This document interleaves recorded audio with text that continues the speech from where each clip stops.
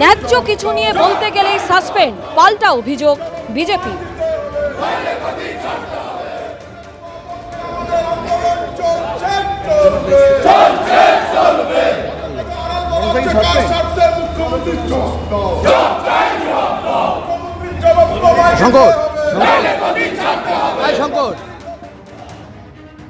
আপনার প্রত্যেকেই জানেন বর্তমানে শিক্ষা যা ব্যবস্থা সেখানে প্রায় 26,000 যোগ্য চাকরি যারা হারা তারা রাস্তায় অনশন করছে, দিশাহারা হয়ে গেছে। তাদের পক্ষেই আমরা কথা বলতে চেয়েছিলাম। প্যারাটিজের অবস্থা খারাপ, সেটা নিয়ে আমরা যারা শিক্ষক এমএলএ আছি তারা একটা অ্যাডজমেন্ট দিয়েছিলাম যে এই সমস্ত আলোচনা মুলতবি রেখে এই বিষয়ে আলোচনা করা হোক।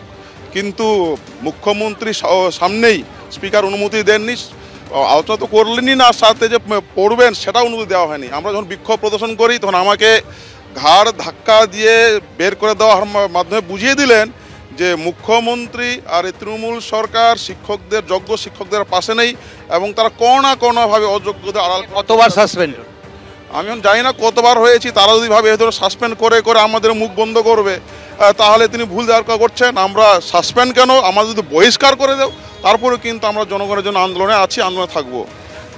চাকরিহারা শিক্ষকরা যেভাবে রাস্তায় দাঁড়িয়ে এই সরকারের বিরুদ্ধে তারা আওয়াজ তুলেছেন, তাদের প্রতি সহমর্মিতা জানিয়ে এই শিক্ষা দুর্নীতির জন্য দায়ী রাজ্যের সরকার তথা মুখ্যমন্ত্রী সহ তৃণমূল কংগ্রেস, এই কথাকে সামনে রেখে আমরা এই মুলতবি প্রস্তাব নিয়ে আসি।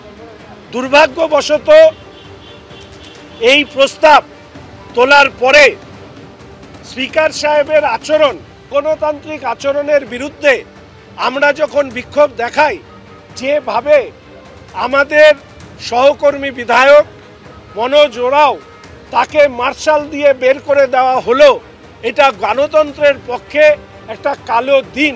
আমরা সবাই জানি যে হাউস বিলংস টু অপোজিশন বলা হয়, সেই হাউসে স্পিকার সাহেব তিনি যে আচরণ করছেন সেটা মনে হচ্ছে house belongs to Trinamool Congress এবং এই হাউস পরিচালনা হয় কালীঘাট থেকে।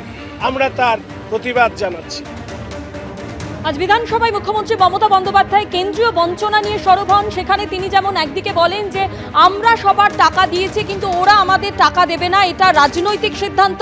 পাশাপাশি বিজেপি বিধায়ক শিখা চট্টোপাধ্যায় মুখ্যমন্ত্রী মমতা বন্দ্যোপাধ্যায়কে কিছু বলেন, তখন মুখ্যমন্ত্রী বলেন বেশি কথা বলবেন না, নিজে পুরো ভোটে হেরেছেন।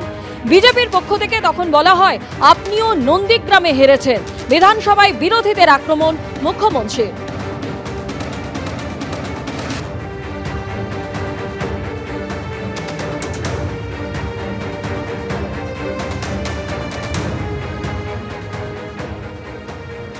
বিধানসভায় মন্তব্য মুখ্যমন্ত্রী, কি বললেন শঙ্কর ঘোষ, শোনাবো। এর আগে অগ্নিমিত্রা পাল মহাশয়াকে যেভাবে আক্রমণ করেন, ব্যক্তিগত আক্রমণ, সেদিনকে শিখাদি এত বয়স্ক একজন বিধায়িকা, তাকে ঠিক একই ভাষায় উনি আক্রমণ করেন। তা মুখ্যমন্ত্রীর বক্তব্যের প্রতিবাদ জানাই এবং সেই সময় মুখ্যমন্ত্রী আমার উপরে ক্ষিপ্ত হয়ে ওঠেন।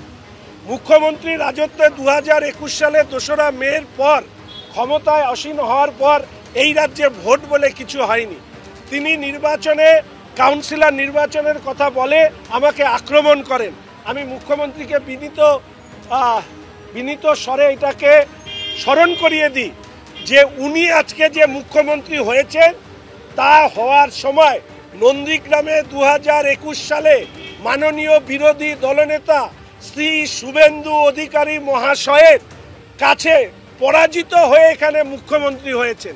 এর আগের দিন আমি বলেছিলাম সেনাবাহিনীকে ধন্যবাদ জানানোর প্রস্তাবের দিন আসলে এই বিধানসভার অভ্যন্তরে মুখ্যমন্ত্রীর আচরণ বিরোধী দলের ব্যাকবেঞ্চার বিধায়কের মতন, আর বিরোধী দলনেতা শুভেন্দু অধিকারী মহাশয়ের আচরণ হচ্ছে মুখ্যমন্ত্রীর মতন।